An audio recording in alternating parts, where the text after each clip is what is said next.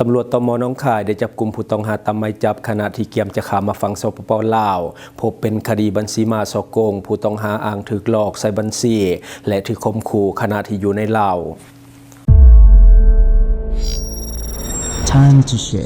สัมผัสการเดินทางแบบใหม่ไปกับmigula.comสวัสดีท่านผู้ชมกลับมาพบกับรายการทำทูแสสำหรับหัวข้อข่าวที่เราอยากจะนำเสนอในวันนี้ก็คือเกี่ยวข้องกับเหตุการณ์ที่เกิดขึ้นอยู่เพื่อนบ้านของเราแต่ว่าเกี่ยวข้องกับลาวของเราก็คือตำรวจตม.หนองคายได้จับกุมผู้ต้องหาตามหมายจับขณะที่กำลังจะเกียมข้ามมาฝั่งสปป.ลาวพบเป็นคดีบัญชีม้าเรื่องของการฉ้อโกงและผู้ต้องหาถูกหลอกให้ใส่บัญชีและก็ถูกข่มขู่ขณะที่ตนอยู่ในประเทศลาววันที่7 สิงหาคม 2026ที่ด่านความมิตรภาพลาวไทยจังหวัดหนองคายผู้กำกับการตำรวจตรวจคนเข้าเมืองจังหวัดหนองคายได้มอบหมายให้ชุดปฏิบัติการเข้าจับกุมนางเมธาวดีอายุ35 ปีอยู่ตำบลเนินผาอำเภอเมืองระยองจังหวัดระยองของประเทศไทยผู้ต้องหาถูกจับตามหมายจับของศาลอาญาเลขที่3559/2026ลงวันที่26 มิถุนายน 2026ในข้อหาก็คือการฉ้อโกงโดยแสดงตัวเป็นคนอื่นและก็โดยทุจริตก็คือหลอกลวงนำเข้าสู่ระบบคอมพิวเตอร์ซึ่งข้อมูลคอมพิวเตอร์ที่ถูกบิดเบือนหรือว่าปลอมแปลงบ่ว่าจะทั้งหมดหรือว่าบางส่วนหรือว่าเป็นข้อมูลคอมพิวเตอร์อันเป็นเท็จโดยประการที่อาจก่อให้เกิดความเสียหายแก่ผู้อื่นจากการสอบสวนเบื้องต้นผู้ต้องหาให้การในเดือนมีนาคม 2025ตนได้ร่วมจดทะเบียนบริษัทสยามอันทราเวลจำกัดกับน้องชายที่ตั้งอยู่อำเภอแก่งคอยจังหวัดสระบุรีโดยดำเนินธุรกิจหับติดตั้งอ่างอาบน้ำและนำเข้าสินค้าจากประเทศจีน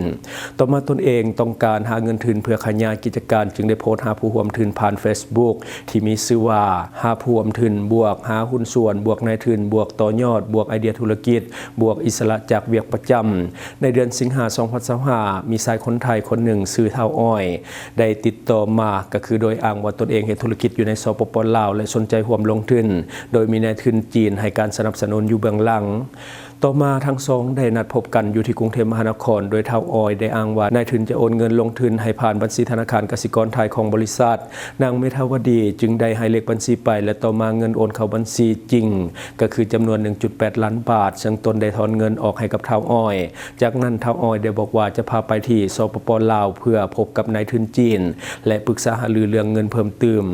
วันที่26 สิงหาคม 2025นางเมธาวดีได้เดินทางไปที่สปป.ลาวเพื่อพบกับเท่าอ้อยหลังจากข้ามแดนมาฮอดสปป.ลาวมีคนขับรถมาหับและพาไปพักที่โรงแรมแห่งหนึ่งในนครหลวงเวียงจันทน์ต่อมามีชาวจีนประมาณ 4-5 คนได้เข้ามาพบและก็ขอเอาเลขบัญชีธนาคารพร้อมทั้งโทรศัพท์มือถือของตนในตอนทำอิฐก็คือบ่ยินยอมแต่อ้างว่าถูกข่มขู่จึงได้ยอมให้ต่อมาชาวจีนได้แจ้งว่าบัญชีธนาคารบ่สามารถใช้งานได้และบังคับให้ติดต่อธนาคารเพื่อปลดล็อกบัญชีนางเมธาวดีจึงได้พยายามที่จะโทรหาญาติอยู่ฝั่งไทยเพื่อแจ้งธนาคารว่าตนถูกบังคับและข่มขู่และบ่ให้ดำเนินธุรกรรมใดๆกับบัญชีดังกล่าวอีกต่อไปตามคำให้การตนมาฮู้ภายหลังว่ามีเงินอีก1 ล้านบาทได้โอนเข้าบัญชีแต่ว่ากลุ่มชาวจีนบ่สามารถที่จะถอนเงินออกได้เนื่องจากว่าบัญชีถูกระงับนั่นเองหลังจากนั้นนางเมธาวดีได้อ้างว่าตนได้ร้องไห้และก็ร้องโวยวายเสียงดังจนกลุ่มคนดังกล่าวยอมปล่อยให้กลับคืนประเทศไทยหลังจากกลับประเทศไทยนางเมธาวดีได้เข้าไปแจ้งความกับเจ้าหน้าที่ตำรวจสถานีตำรวจเมืองระยองและก็ได้อ้างว่าบ่ฮู้ว่าตนเองมีหมายจับสุดท้ายนางเมธาวดีถูกตำรวจตรวจคนเข้าเมืองจังหวัดหนองคายจับกลุ่มที่ครัวมิตรภาพลาวไทยแห่งที่1ก็คือจังหวัดหนองคายกับนครหลวงเวียงจันทน์ขณะกำลังจะเดินทางข้ามมาฝั่งสปป.ลาวเจ้าหน้าที่ได้ควบคุมตัวนำส่งพนักงานสอบสวนสถานีตำรวจลาดพร้าวเพื่อดำเนินคดีตามกฎหมายต่อไปอันนี้ก็คือเรื่องราวที่ว่าเกิดขึ้นอยู่ทางฝั่งไทยในเรื่องของการให้คนอื่นใส่บัญชีของตนเองเนาะก็คือใส่โอนเงินข้ามประเทศมาเนาะบัดนี้มาต่ออีกข่าวหนึ่งก็คือเจ้าหน้าที่ของไทยรวบขบวนการลักลอบขนอะโวคาโดเถื่อนจากสปป.ลาวเข้าประเทศไทยแต่ว่าไปบ่รอดและมีคนลาวถูกจับ1 คนในนั้นกองกำลังความมั่นคงของไทยทำลายเครือข่ายลักลอบนำเข้าหมากอะโวคาโดที่ผิดกฎหมายสามารถกวดยึดของกลางได้กว่า 4.2 ตนพร้อมจับกุมแรงงานไทยและลาวจำนวน12 คนขณะกำลังขนสินค้าอยู่แคมป์แม่น้ำคองผู้ต้องหารับสารภาพว่าได้รับค่าจ้างคนละ 1,000 บาทขณะที่เจ้าหน้าที่กำลังขยายผลหาผู้บงการอยู่เบื้องหลัง เหตุการณ์เกิดขึ้นในเวลาประมาณ 3 โมงเวลากลางคืนของวันที่ 7 สิงหาคม 2026 เจ้าหน้าที่ของไทยได้เปิดปฏิบัติการสกัดกั้นขบวนการลักลอบนำเข้าผลิตภัณฑ์กสิกรรมผิดกฎหมายบริเวณแคมป์แม่น้ำคลองบ้านนาทรายตำบลพะลานอำเภอนาตาลจังหวัดอุบลราชธานีของประเทศไทยปฏิบัติการในครั้งนี้เกิดขึ้นหลังจากทางการได้รับแจ้งเบาะแสจากสายลับว่าจะมีการลักลอบนำเข้าสินค้าผิดกฎหมายผ่านชายแดนในอำเภอนาตาลและก็จากนั้นได้วางแผนร่วมกับหลายหน่วยงานเข้าซุ่มเฝ้าระวังและก็สกัดกั้นจับบริเวณแคมป์แม่น้ำของผลการปฏิบัติงานเจ้าหน้าที่สามารถจับกลุ่มผู้ต้องหาได้ทั้งหมดเป็น12 คนในนั้นมีชาวสปปลาว1 คนพร้อมกดยึดหมากอะโวคาโดจำนวน140 ลังน้ำหนักรวมประมาณ 4,200 กิโลกรัมหรือว่า 4.2 ตันซึ่งบ่มีเอกสารภาษีหรือว่าเอกสารจากด่านกักกันพืชจึงถือว่าเป็นการนำเข้าสินค้าโดยบ่ผ่านขั้นตอนของภาษีนอกจากนี้ยังกดยึดรถกระบะโตโยต้าสีขาวป้ายทะเบียนบย6910 สระแก้วจำนวน1 คันที่ใช้ในการขนส่งสินค้าดังกล่าวจากการสอบสวนท้าววัฒนพลอายุ29 ปีคนขับรถให้การรับสารภาพว่าได้รับว่าจ้างให้มีการขนหมากอะโวคาโดอยู่แคมป์แม่น้ำคลองหลังจากมีการลักลอบขนข้ามมาจากฝั่งสปปลาวก่อนนำไปส่งให้กับลูกค้าที่ตลาดไทยอำเภอคลองหลวงจังหวัดปทุมธานีผู้ต้องหาระบุว่าได้รับค่าจ้างพร้อมกับค่าน้ำมันรถรวมทั้งหมดแม่น 8,000 บาทและอ้างว่าเป็นการเฮ็ดเวียกขังทำอิฐส่วนแรงงานที่ช่วยขนสินค้าขึ้นรถได้รับค่าจ้างคนละ 1,000 บาทในเบื้องต้นเจ้าหน้าที่ได้ควบคุมตัวผู้ต้องหาทั้งหมดพร้อมกับของกลางส่งให้พนักงานสอบสวนสถานีตำรวจนาตาลเพื่อดำเนินคดีตามกฎหมายพร้อมกับขยายผลสืบสวนเพื่อติดตามหาผู้ว่าจ้างและเครือข่ายที่อยู่เบื้องหลังของขบวนการลักลอบนำเข้าผลิตภัณฑ์กสิกรรมที่ผิดกฎหมายข้ามชายแดนต่อไป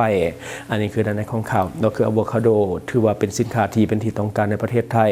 โดยเฉพาะก็คืออะโวคาโดที่ข้ามจากฝั่งสปปลาวคุณภาพดีแต่ว่าราคามันค่อนข้างที่จะถูกบัดนี้มาต่ออีกข่าวหนึ่งก็คือเจ้าหน้าที่เฉพาะกิจปกส.กวาดล้างแก๊งสแกมเมอร์และก็แอดมินเว็บพนันในเขตเศรษฐกิจบึงทัดหลวงก็คืออยู่ในเขตตัวเมืองในวันที่ 8 สิงหาคม 2026 เจ้าหน้าที่เฉพาะกิจจากกระทรวงปกส.ได้ลงปฏิบัติการกวดการและก็กวาดล้างกลุ่มแก๊งสแกมเมอร์และกลุ่มที่เกี่ยวข้องกับเว็บพนันออนไลน์ภายในเขตเศรษฐกิจพิเศษบึงทัดหลวงที่นครหลวงเวียงจันทร์การปฏิบัติงานในครั้งนี้เจ้าหน้าที่ได้เข้ากวดค้นภายในอาคารจำนวน3 แห่งประกอบมีตึก 2 ตึก 10 และตึก 11 ภายในเขตดังกล่าว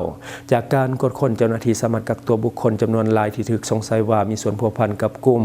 แก๊งโซโกงผ่านโทรคมและการสื่อสารหรือว่าแก๊งสแกมเมอร์พร้อมทั้งพบกลุ่มคนที่เกี่ยวข้องกับเรื่องของเว็บพนันออนไลน์นอกจากการกักตัวบุคคลแล้วภายในจุดดังกล่าวยังกดค้นพบและก็ยึดเครื่องของกลางหลายๆการซึ่งคาดว่าอาจจะเกี่ยวข้องกับเรื่องของการดำเนินงานของกลุ่มดังกล่าวสำหรับรายละเอียดจำนวนผู้ที่ถูกกักรายละเอียดเรื่องของเครื่องของกลางและก็ข้อหาอย่างละเอียดแม้ยังบ่ปรากฏข้อมูลเพื่อยืนยันอย่างครบถ้วนจากแหล่งข่าวต้นฉบับทั้งนี้การลงกดล้างครั้งดังกล่าวเป็นส่วนหนึ่งของการกดล้างและปราบปรามกลุ่มอาชญากรรมทางออนไลน์ฉ้อโกงผ่านโทรคมและการพนันออนไลน์ภายในพื้นที่ดังกล่าวเนาะคือกับสแกมเมอร์นี่ก็แม่นจับได้ตลอดแล้วก็มีข่าวออกมาเรื่อยๆเนาะซึ่งว่าหลายท่านอาจจะเบื่อข่าวสแกมเมอร์เฮาเองก็เบื่อคือกันเบื่อที่จะอ่านเพราะว่ามันหลายเนาะช่วงนี้ก็คือจับ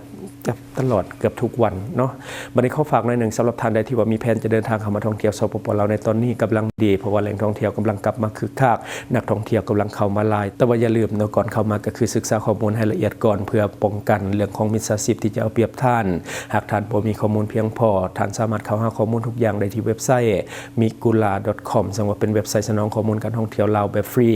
ข้อมูลที่ท่านจะได้ก็มีข้อมูลสถานที่ท่องเที่ยวใหม่ๆในลาวข้อมูลอาหารต่างๆข้อมูลสถานที่บ้านพักโรงแรมข้อมูลเรื่องของการเช่ารถหรือว่ารถพาเที่ยวข้อมูลเรื่องของพนักงานนำเที่ยวหรือว่าบริษัทท่องเที่ยวสำหรับการลงทะเบียนจะมี3รูปแบบลงทะเบียนโดยเบอร์โทรศัพท์ลงทะเบียนโดยอีเมลลงทะเบียนโดย Facebook ท่านที่ว่ายังสมัครบ่เป็นกดเข้าลิงก์ในคอมเมนต์ของเฮาได้เลยและทั้งหมดก็คือสิ่งที่เฮาเก็บมาเล่าสู่ฟังหวังว่าท่านจะได้รับสาระดีๆสำหรับท่านที่ว่าเบิ่งรายการเฮาอยู่คิดเห็นจะได้กับสิ่งที่มานำเสนอไปก็อย่าลืมฝากไว้ภายใต้คอมเมนต์ของเฮาและเขาจะเข้าไปอ่านด้วยตนเองขอขอบใจอยู่เมืองลาวใช้แต่เงินกีบลาวและส่งเสริมผลิตภัณฑ์ภายในเพื่อลดพรการนำเข้าสินค้าและแก้ปัญหาเงินตา Subscribe for more video